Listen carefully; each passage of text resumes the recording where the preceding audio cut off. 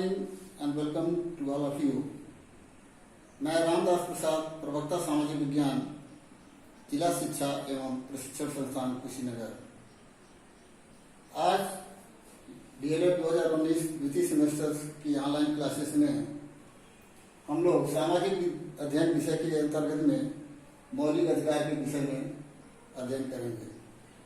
जैसा कि आप सभी लोग जानते हैं कि हमारा संविधान विभिन्न स्रोतों से संग्रह किया हुआ है। इसके कुछ चीजें जो है अमेरिका से ली गई हैं, कुछ फ्रांस, ब्रिटेन, कनाडा, आयरलैंड से ली हुई हैं। इसी कड़ी में ये जो हमारा मौलिक अधिकार है, ये अमेरिका के संविधान से लेकर के भारतीय संविधान में जोड़ा गया है। मौलिक अधिकार को हम मूल अधिकार भी कहते हैं, इसे इंग्लिश में फंडामेंटल राइट कहते हैं। वर्तमान में मौलिक अधिकार 6 तरह के हैं। अब ये जानेंगे कि मौलिक अधिकार होते क्या हैं। मौलिक अधिकार वे अधिकार हैं जिनके द्वारा नागरिकों को स्वतंत्रता और सुविधाएं दी जाती हैं तथा जिन्हें देश के सर्वोच्च कानून में स्थान दिया गया है, जिसे विधायिका व कार्यपालिका को भी स्वीकार करना आवश्यक है। देश की न्यायपालिका का काम इन अधिकारों की रक्षा करना है। अब हम लोग ये अध्ययन करेंगे कि मौलिक अधिकार के अंदर जो ये 6 क्षेत्र दिए हुए हैं, ये अनुच्छेद 14 से लेकर के अनुच्छेद 32 तक संकल्पित हैं। इन्हीं अधिकारों को हम अलग अलग बांटे हुए हैं। ये 6 क्षेत्रों में बटा हुआ है। पहला अधिकार है समानता का अधिकार, जो अनुच्छेद 14 से 18 तक दिया गया है। दूसरा अधिकार है स्वतंत्रता का अधिकार, जो अनुच्छेद 19 से 22 तक संविधान में वर्णित है। तीसरा अधिकार शोषण के विरुद्ध अधिकार है, जो अनुच्छेद 23 व 24 में वर्णित है। चौथा अधिकार धार्मिक स्वतंत्रता का अधिकार है, जो अनुच्छेद 25 से 28 तक वर्णित है। पांचवा अधिकार है संस्कृति एवं शिक्षा का अधिकार, जो अनुच्छेद 29 व 30 में लिखा गया है। और लास्ट 6वां अधिकार जो है संवैधानिक उपचारों का अधिकार, जो अनुच्छेद 31 और अनुच्छेद 32 में वर्णित है। इन सभी में सबसे इम्पोर्टेंट जो अधिकार है वो संवैधानिक उपचारों का अधिकार है। इसी कड़ी में अब हम लोग हर अधिकार के विषय में थोड़ा डिटेल से पढ़ेंगे कि इसमें जो प्रत्येक अनुच्छेद है, इन अनुच्छेदों में क्या दिया गया है। हर अनुच्छेद में अलग अलग अधिकार दिए गए हैं। पहला अधिकार जो है अनुच्छेद 14 के अंतर्गत में क्या हुआ है, कानून के क्षेत्र में समानता है। कहने का मतलब यह है कि हमको ये संविधान में अधिकार दिया हुआ है कि कानून के सामने हम सभी लोग समान हैं। न तो कोई छोटा है, न कोई बड़ा है, न कोई अमीर है, न कोई गरीब। संविधान के अनुसार, इस मूल अधिकार के अनुसार कोई भेदभाव नहीं किया जाएगा। इसका मतलब सभी लोग समान हैं, सबको समान अवसर की स्वतंत्रता है। दूसरा अनुच्छेद 15 के अनुसार जो दिया गया है, सार्वजनिक स्थानों के उपयोग में समानता। सार्वजनिक स्थान कौन कौन से होते हैं, जैसे तालाब हो गया, नहर हो गया, पार्क हो गया, इस सब में सबको आने जाने की स्वतंत्रता है। ऐसा नहीं है कि किसी विशेष वर्ग को वहां मान्यता है या अधिकार है, वो जा सकता है, कोई विशेष वर्ग वहां नहीं जा सकता। ऐसा कोई प्रावधान संविधान में नहीं दिया हुआ। इसीलिए अनुच्छेद 15 के अंतर्गत ये अधिकार दिया गया है, जिससे किसी को रोक टोक न हो, कोई बेहिचक अपना हर जगह आने जाने में स्वतंत्र हो। किसी भी सार्वजनिक स्थान का उपयोग कोई भी कर सकता है। तीसरा अनुच्छेद 17 के अंदर क्या है, सरकारी नौकरियों में समानता की बात की जाती है। संविधान बनाते समय संविधान निर्माताओं ने देखा कि नौकरियों में समानता रहेगी, तभी हर वर्ग, हर आदमी समान रूप से आगे बढ़ेगा। ये अनुच्छेद 16 के अंदर दिया गया है। इसमें कहा गया है कि धर्म, लिंग, जात, इस आधार पर कोई भेदभाव नहीं किया जाएगा। यानी हर धर्म के, हर वर्ग के सभी लोगों को, हर लिंग के लोगों को समान अधिकार प्राप्त है। अगला जो अधिकार दिया गया समानता में अनुच्छेद 17 के अंतर्गत अस्पृश्यता का है। अब अस्पृश्यता का मतलब क्या होता है, छुआछूत। पहले व्यवस्था थी कि कुछ वर्ग को लोग बड़े निचले स्तर से देखते थे और छुआछूत की भावना रखते थे। संविधान बनाते समय संविधान निर्माताओं ने इस समस्या को परखा, जाना और उन्होंने जो अस्पृश्यता थी, जो छुआछूत का भेदभाव था, उसको उन्होंने अपराध घोषित कर दिया। अपराध घोषित होने से बहुत सी समस्याएं हमारे सामने जो आती थी, उनका हल इस अधिकार के तहत निकल गया। अनुच्छेद 18 जो लास्ट है, इसके अंतर्गत उपाधियों को अंत कर दिया गया। भारतीय संविधान निर्माताओं ने देखा कि अंग्रेजी सरकार ने बहुत सारे उपाधियां भारत के लोगों को दे रखी थी। उन उपाधियों का अंत कर दिया गया, उन उपाधियों को हटा दिया गया और उन्होंने देखा स्वदेशी के चक्कर में, स्वदेशी के तहत में अपने यहाँ जो भी उपाधियां हैं, जैसे शैक्षणिक संस्थाओं में उपाधियां मिलती हैं या सेना में जो उपाधि मिलती हैं, जो परमवीर चक्र वगैरह है या भारत रत्न वगैरह सिविल के हमारे हैं, इन उपाधियों की स्थापना की गई और विदेशी उपाधियों को हटा दिया गया। लेकिन एक अपवाद के तौर पर हम ये कहते हैं कि सरकारी नौकरियों में सबको समानता है। अब यहाँ आरक्षण की बात आती है, लोग पूछते हैं फिर अगर समानता है नौकरियों में तो आरक्षण फिर क्यों है? संविधान निर्माताओं ने बाद में देखा, इसको स्टडी किया और उन्होंने ये देखा कि समाज का कुछ तबका या कुछ वर्ग ऐसा है जो कि अति पिछड़ा हुआ है। उन्हीं अति पिछड़े और अल्पसंख्यक या जो बहुत पिछड़े हुए क्षेत्र के लोग हैं, उन्हीं को समाज की मुख्य धारा में जोड़ने के लिए अनुच्छेद 16(4) में एक व्यवस्था की गई कि सरकारी नौकरियों में अनुसूचित जातियों, अनुसूचित जनजातियों तथा अन्य पिछड़े वर्गों के लिए पदों के आरक्षण की व्यवस्था की गई। दूसरा अधिकार जो है ये स्वतंत्रता का अधिकार है। स्वतंत्रता मतलब सब लोग आजाद हैं, आजादी का अधिकार है। ये अनुच्छेद 19 से 22 तक संविधान में लिखा गया है। अब इसमें अनुच्छेद 19 में कौन कौन से अधिकार मिलते हैं? पहला अधिकार ये मिलता है भाषण और विचार अभिव्यक्ति की स्वतंत्रता। इसका मतलब सब लोग स्वतंत्र हैं, बोलने के लिए स्वतंत्र हैं, अपने विचारों को रखने के स्वतंत्र हैं। इसीलिए आजकल हर आदमी खुल के बोल लेता है, अपने भाव को प्रकट कर लेता है, अपने विचारों को प्रकट कर लेता है। उनके अंदर जो संकीर्ण भावनाएं होती है, संकीर्ण विचारधारा होती है, उसकी अंत हो जाता है। दूसरा पॉइंट इसके अंदर हम ये बात कर सकते हैं कि बिना हथियारों के शांतिपूर्ण सभा करने की स्वतंत्रता दी गई है। कोई भी सभा आप कर सकते हैं, हम भी कर सकते हैं, कोई भी कर सकता है, लेकिन वहां पर हथियार नहीं होना चाहिए। शांतिपूर्ण ढंग से आप सभा करें, कोई आपको रोके टोक नहीं करेगा। हथियार ले जाना अलाउ नहीं है। इसका मतलब इस स्वतंत्रता के अधिकार के अंदर ये है कि आप किसी तरह का हथियार लेकर के किसी सार्वजनिक स्थान पर नहीं जाएंगे, किसी समारोह में नहीं जाएंगे। उससे जो है गलत प्रभाव पड़ता है, लोगों के अंदर दहशत पैदा होती है। तीसरा पॉइंट यह है समुदाय या संघ निर्माण की स्वतंत्रता। संविधान के अंतर्गत ये व्यवस्था दी गई है कि कोई भी समुदाय या कोई भी व्यक्ति कोई भी संघ बना सकता है, शैक्षिक संघ हो या किसी और तरह का संघ हो। संघ बनाने की स्वतंत्रता है, उसके जरिए आप अपनी बातों को आगे रख सकते हैं। चौथा पॉइंट ये है भ्रमण की स्वतंत्रता। भ्रमण मतलब कहीं भी आने जाने के लिए आप स्वतंत्र हैं। भारत के किसी भी कोने में आप कहीं भी आ जा सकते हैं। ऐसा नहीं है कि एक क्षेत्र का या कर्नाटक का आदमी तो कर्नाटक में ही रहेगा, जम्मू का आदमी जम्मू में रहेगा। सभी लोग स्वतंत्र हैं, सबको एक छोर से दूसरे छोर तक जाने की स्वतंत्रता है। कोई कहीं भी भ्रमण कर सकता है, घूम सकता है। जब अगला पॉइंट है आवास और निवास की स्वतंत्रता दी गई है। कहने मतलब यह है कि आप इंडिया के किसी भी कोने में जाकर के बस सकते हैं। भाषा के आधार पर, क्षेत्रीय आधार पर आपको कोई रोक टोक नहीं है। आप कहीं भी अपना निवास बना सकते हैं, कहीं भी आप बस सकते हैं। इसमें कोई आपके साथ भेदभाव नहीं करेगा, आप स्वतंत्र रूप से वहां रह सकते हैं। लास्ट पॉइंट इसमें है व्यवसाय की स्वतंत्रता। अब व्यवसाय की बात जो हम करते हैं, पहले व्यवसाय क्या होते थे? जात के आधार पर व्यवसाय होते थे, वर्ण के आधार पर व्यवसाय होते थे। लेकिन संविधान निर्माताओं ने देखा इससे बहुत सारी विसंगतियां पैदा हो रही थी, इसलिए उन्होंने व्यवसाय की स्वतंत्रता सबको दे दी है। कहते हैं मतलब कोई जात के नाम पर पैसा अब नहीं रहेगा।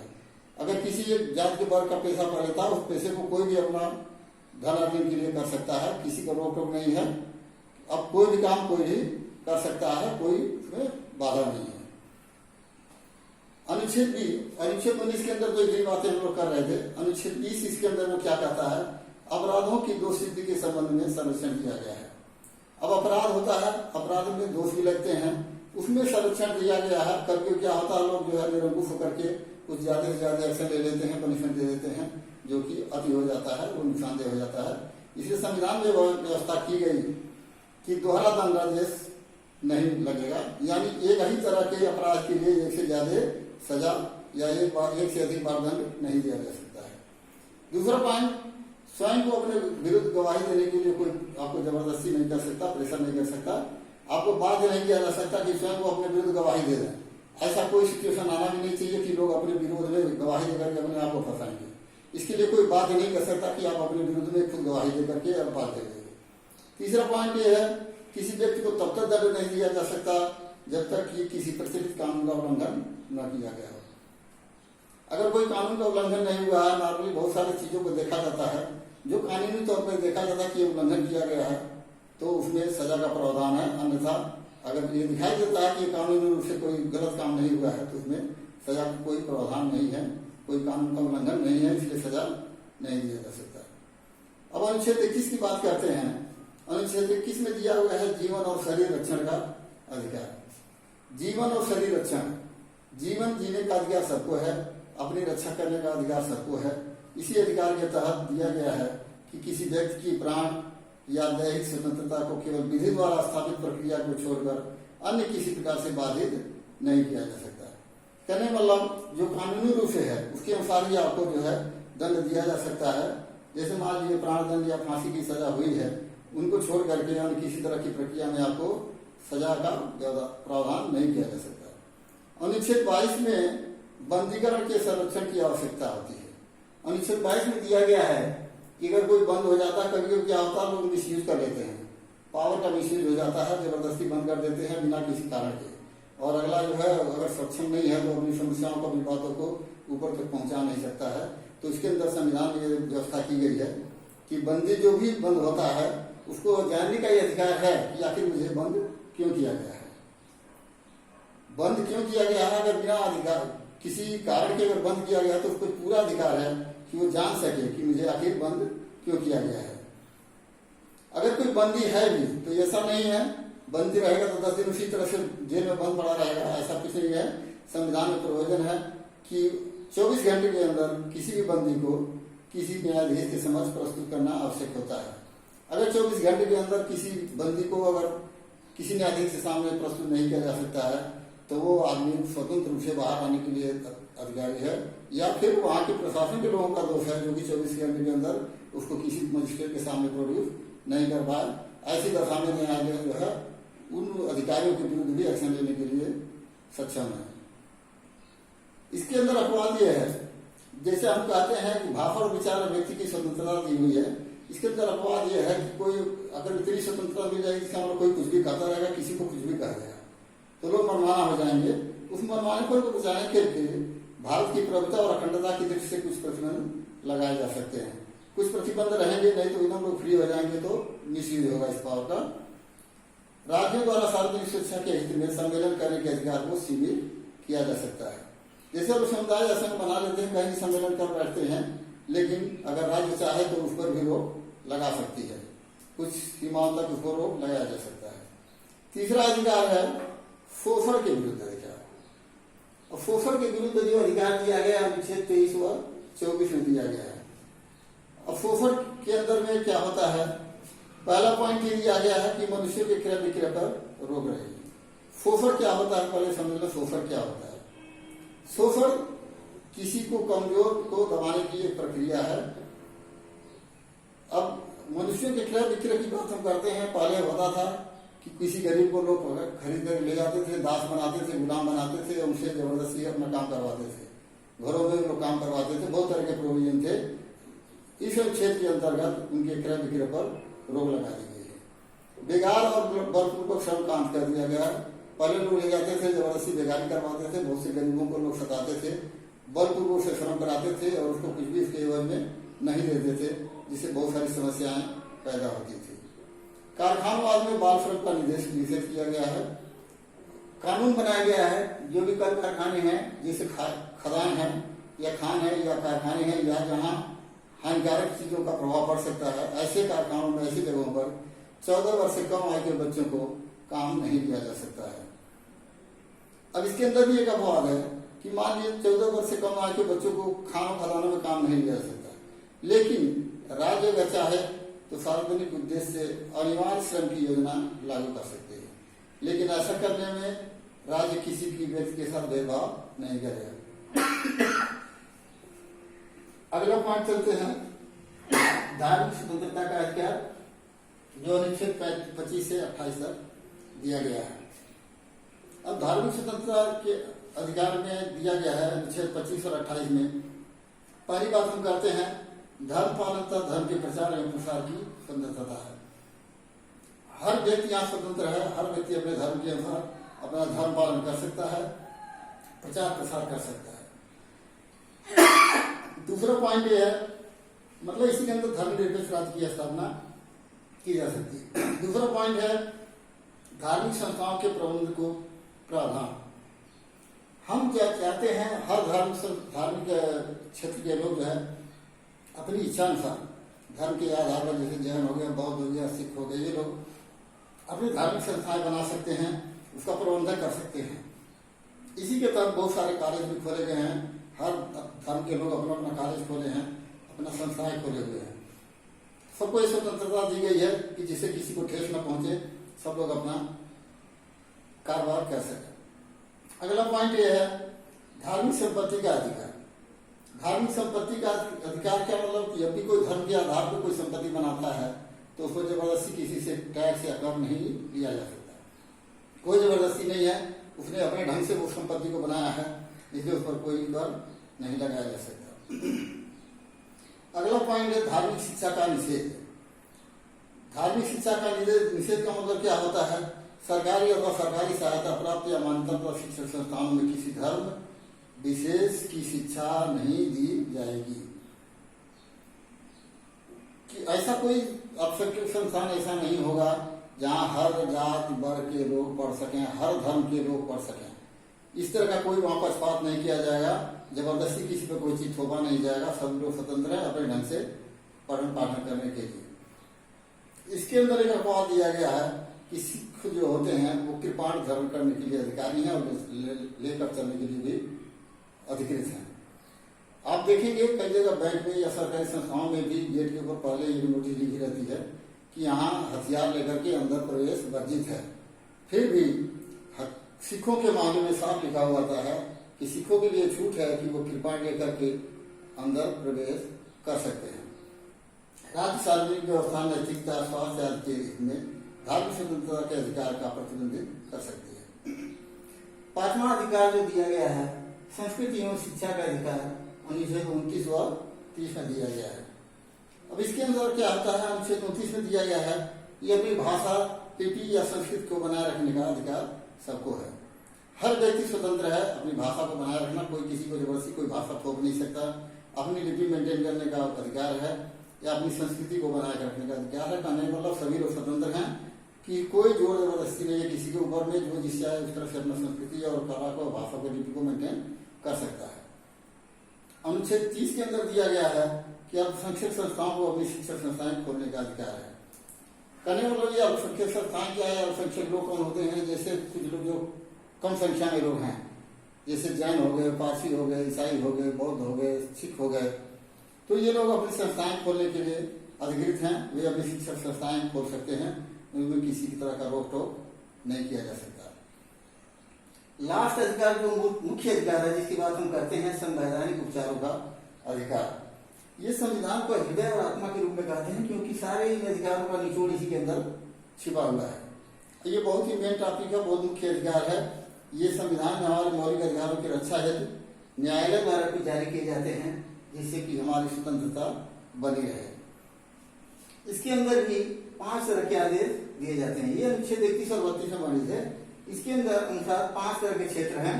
पहला बंद प्रत्यक्षीकरण। प्रत्यक्षीकरण, प्रत्यक्ष माने प्रत्यक्ष पेश करना, प्रत्यक्ष रूप से लाना में सामने की बात होती है, सामने आना चाहिए। ये लेख तब जारी किया जाता है, ये तरह रिट है, इसको जुडिशियल रिव्यू भी कर सकते हैं। ये लेख अवैध रूप से बंदी बनाए गए व्यक्ति को अपील पर जारी किया जाता है। यदि न्यायालय चाहे तो उस बंदी का अवैध समझता है तो उसे मुक्त करने का आदेश दे सकता है। कहने मतलब न्यायालय किसी भी बंदी व्यक्ति को सामने अपने सामने लाने के लिए कह सकता है कि इसको सामने लाइए, उसका कारण जाना जाए, सही है गलत है। अगर गलत ढंग से उसको बंदी बनाया गया है तो न्यायालय उसको छोड़ देने के लिए आदेश पारित कर सकता है। दूसरा अधिकार है परमादेश। परम आदेश, परमादेश मतलब मुख्य आदेश ही हो गया। परम मतलब श्रेष्ठ आदेश, बड़ा से बड़ा आदेश कर सकते हैं हम लोग। ये लेख उस समय जारी किया जाता है जब कोई पदाधिकारी अपने सार्वजनिक कर्तव्य का निर्वाह नहीं करता है या कृत्य को करने का आदेश देता है। कभी कभी क्या होता है कि कोई अधिकारी या पदाधिकारी या कोई हाई लेवल का अधिकारी जो है किसी काम को करने के लिए मना करने लगता है, वो करना नहीं चाहता है। तो ऐसी बात में अगर इस तरह से लोग करने लगेंगे कि लोग काम करेंगे नहीं, अपने अपने जो क्षेत्राधिकार में जो काम मिला हुआ है करेंगे नहीं, तो देश में बहुत सारी समस्या पैदा हो जाएगी। इसीलिए न्यायालय उनको एक आदेश दे सकता है कि आप इस कर्तव्य को करने के लिए ऑथराइज हैं, ये आपके क्षेत्र अधिकार में आता है, इसलिए आपको इस काम को करना होगा। तीसरा अधिकार क्या होता है? अधिकार परीक्षा। अधिकार परीक्षा का मतलब होता है, अधिकार तो आप सब लोग जानते हैं, परीक्षा का मतलब पूछने से होता है, क्वेश्चन करने से होता है। इसमें ये लेख तब जारी किया जाता है जब कोई व्यक्ति, अधिकारी या संस्था ऐसा कोई कार्य करती है जिससे उसे कानूनी दृष्टि से करने का अधिकार नहीं है, या अधिकार क्षेत्र से बाहर या अतिक्रमण करता है। जब कोई निचली स्तर का न्यायालय या संस्था या अधिकारी अपने क्षेत्र का उल्लंघन करता है या अपने क्षेत्र से बाहर जाकर के दूसरे के अधिकारों को पर अतिक्रमण करता है, तो ऐसी दशा में इस अधिकार परीक्षा नाम के लेख को न्यायालय जारी करता है कि आप अपने किस अधिकार के तहत इस कार्य को कर रहे हैं, ये आपके अधिकार क्षेत्र में है कि नहीं, ये आपको जानना चाहिए। चौथा अधिकार क्या? प्रतिषेध। प्रतिषेध का मतलब मना करना, कोई शुद्ध शब्दों में इसको मना करने कर सकते हैं। यह लेख उच्च न्यायालय, निचले न्यायालय को उसमें जारी करता है जब वह अपने अधिकार क्षेत्र से बाहर जा रहे हों। यह लेख मंत्रियों अधिकारियों के विरुद्ध भी जारी किया जा सकता है। कहने का मतलब यह है कि जब हम अपने अधिकारों का उल्लंघन करेंगे, अपने अधिकार क्षेत्र से बाहर जाएंगे, किसी दूसरे के क्षेत्र में अतिक्रमण करेंगे, व्यवधान पैदा करेंगे, तो समस्या पैदा होती है। इसलिए ये लेख उच्च न्यायालय जारी करता है निचले न्यायालयों को कि आप अपने अधिकार क्षेत्र में ही रह के काम कीजिए, आप अपने अधिकार क्षेत्र से बाहर मत जाइए। आपके बाहर वाला क्षेत्र जिसका होगा वो अपना काम करे, सिर्फ आप अपने अधिकार क्षेत्र में ही सीमित बने रहिए। लास्ट अधिकार इसमें दिया गया उत्प्रेषण। उत्प्रेषण क्या होता है? ये उच्च न्यायालय अपने अधीनस्थ न्यायालय या प्राधिकरण को उसमें चल रहे मामलों के अभिलेखों की जांच के हेतु भेजने के लिए देता है। कभी कभी क्या होता है कि कोई मामला किसी कोर्ट में चल रहा होता है और उच्च अदालत या उच्च न्यायालय इस विषय में अवगत नहीं होता है, और वहां पर पता लगता है कि निचले स्तर पर इसको गोल गोल करके वही खत्म किया जाता है या फंसा रखा जाता है। तो इस अवस्था में उच्च न्यायालय अपने अधीनस्थ न्यायालय को कह सकता है कि जो भी आप जांच करके रखे हुए हैं, जो भी कागजात आप पकड़े हैं, जो भी गवाही, जो प्रूफ, जो भी चीजें पढ़ी है, लेख पढ़े हैं, उसको आप हमारे पास भेजिए, हम उसकी जांच करेंगे। ये सभी लेख मौलिक अधिकारों का उल्लंघन करने वाले व्यक्ति या संस्था के विरुद्ध जारी किए जाते हैं। कहने वाले जितने भी अधिकार हैं, इन अधिकारों की मूल आत्मा यही संवैधानिक उपचारों का अधिकार है, और ये जब भी इनका उल्लंघन होता है तो न्यायालय जो है इन अधिकारों के तहत जो है आपसे क्वेश्चन कर सकती है। ये तो रहे मूल अधिकार या मौलिक अधिकार जिसको हम कहते हैं। अब मौलिक अधिकार जो हमारे मूल अधिकार हैं, हमारे अति आवश्यक है, संविधान में दिए गए हैं और जिससे सभी को मानना जरूरी है। व्यवस्थापिका कार्यपालिका भी इसमें दखल नहीं दे सकती। न्यायालय अगर देता उल्लंघन होता है तो वो उसको जांच करता है और अच्छा करने का उसको अधिकार मिला हुआ है कि किसी के मूल अधिकारों का हनन नहीं होना चाहिए। लेकिन अब हम देखते हैं क्या इन मौलिक अधिकारों का निलंबन भी किया जा सकता है या स्थगन किया जा सकता है, या ये मूल अधिकार जो हमारे दिए हैं इनको क्या समाप्त किया जा सकता है, या किन्हीं परिस्थितियों में इसको कुछ दिनों के लिए सस्पेंड किया जा सकता है। इसके अंदर 3 तरह की चीजें दी हुई हैं। पहला अवस्था क्या होता है? संकट काल में जब भी इमरजेंसी आती है, देश में कोई आपात स्थिति लगती है, कोई बाहर से आक्रमण हो रहा हो, कुछ हो रहा हो, इमरजेंसी लागू हो गया, तो इमरजेंसी जब लागू हो जाता है तो ये सारे मूल अधिकार अपने आप ही सस्पेंड हो जाते हैं। इमरजेंसी के समय में कोई भी ये नहीं कर सकता कि मुझे ये सारे अधिकार मिले हुए हैं और मैं इसको पाने का हकदार हूँ। इमरजेंसी में केंद्रीकृत व्यवस्था हो जाती है। केंद्रीकृत व्यवस्था में राष्ट्रपति उत्तरदायी होता है, वो जिस ढंग से चाहेगा, जिस तरह से चाहेगा इसका अनुपालन सुनिश्चित करेगा। दूसरा इसका निलंबन या स्थगन का प्रावधान संविधान के संशोधन करके है। अब संविधान में एक आर्टिकल दिया गया है 368, उस 368 के तहत जो संविधान में संशोधन का अधिकार दिया गया है। अगर सरकार चाहे या व्यवस्थापिका कार्यपालिका चाहे कि कुछ अधिकार जो है जनहित में लाभदायक नहीं है, जैसे पहले इसमें एक अधिकार और था संपत्ति का अधिकार, जिसे संशोधन करके इसे बाहर कर दिया गया है, उसी तरह से इसमें से अभी भी अगर कोई अधिकार ऐसा दिखाई देता है जो जनहित लायक नहीं है या जनहित के लिए उपयोगी नहीं है, उन अधिकारों को लिए संशोधन किया जा सकता है। सबकी सहमति से संशोधन करके उसको इसमें से निकाला जा सकता है। तीसरा अधिकार सेना में, तीसरी अवस्था क्या है? सेना में। सुरक्षा सेवाओं में ये अधिकार लागू नहीं होते हैं। सेना के समय में, मिलिट्री में या जो सुरक्षा में लगे हुए हैं उनके अधिकार अलग से बनाए गए हैं, क्योंकि अगर ये अधिकार उनको दे दिया जाएगा तो कोई भी किसी के आदेश को मानेगा नहीं, क्योंकि डिफेंस में यह सब लोग की पॉलिसी चलती है, वहां यस के सिवा नो का कोई प्रोविजन ही नहीं होता है। अगर यस के सिवा अगर नो का प्रोविजन होता तो कोई भी अपने उत्तरदायित्व को पूरा करता ही नहीं। इसलिए वहां ऐसा सिस्टम, वहां ऐसा नियम, वैसा अधिकार दिया गया है, ऐसा कानून बनाया गया है कि सभी लोग एक दिन से भी सीनियर जूनियर का मतलब होता है, एक सर्विस नंबर से जूनियर सीनियर होता है, या एक दिन में ही जो पहले ज्वाइन करता है वो सीनियर होता है। इसी का अनुपालन करते हुए वहाँ व्यवस्था की गई है। और जब भी कोई जो भी उच्च होता है निम्न को आदेश देता है तो निचले स्तर के अधिकारियों का ये कर्तव्य होता है कि हम अपने ऊंचे स्तर के अधिकारियों के आदेश को हुक्म को माने। वहाँ इन अधिकारों के तहत कोई भी क्लेम नहीं कर सकता कि नहीं, मुझे संविधान ने इतने अधिकार दिए हुए हैं, अब आपके हुक्म को आदेश को नहीं मानेंगे। इसलिए सेना में, सैनिक व्यवस्था में या सुरक्षा व्यवस्था में इन अधिकारों पर कोई लागू नहीं होता है। वहाँ ये सस्पेंडेड रहते हैं। सस्पेंडेड रहते हैं मीन्स वहाँ ये लागू होते ही नहीं है। उनका अपना कुछ अलग अधिकार दिया गया है, वो अपने अधिकार के तहत ही अपना सारा काम करते हैं। अब मौलिक अधिकार जो हमारे दिए उनका महत्व क्या होता है, इनके महत्व के बारे में हमको थोड़ा सा समझना। जब अधिकार दिया हुआ तो आखिर इसका महत्व तो है, महत्व यही है सबसे ज्यादा क्या है, हमको सुरक्षा मिली हुई है, हम सुरक्षित हैं इन सब चीजों से, आपको कोई डिस्टर्ब नहीं कर सकता है, आप स्वतंत्र हाथ दे, यही सब हमारे लिए महत्व रखता है। अब पॉइंट वाइज अगर बात हम करेंगे तो हमारे अधिकारों की सुरक्षा होती है। मूल अधिकार के तहत ये हमारे जो अधिकार मिले हुए हैं, अगर ये कानून नहीं होता या क्षेत्र में वर्णित नहीं होता तो हमको ये सब अधिकार आराम से नहीं मिल पाता।